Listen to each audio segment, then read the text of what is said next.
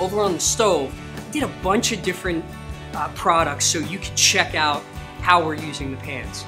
I used one of the stainless steel pans to do a beautiful tomato sauce. Now, I didn't want to use the wrought iron pan because some of that iron is going to leach in from the acid from the tomatoes, so I used the stainless steel pan. And I gotta tell you, I love cooking on these pans.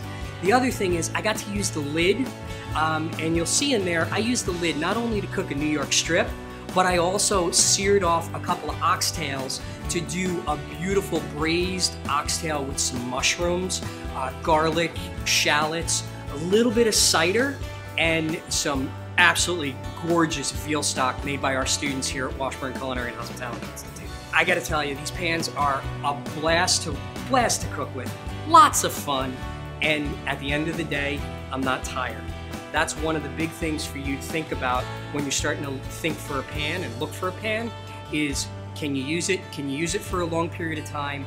And is it gonna make cooking enjoyable? I gotta tell you, it has for me. Thank you.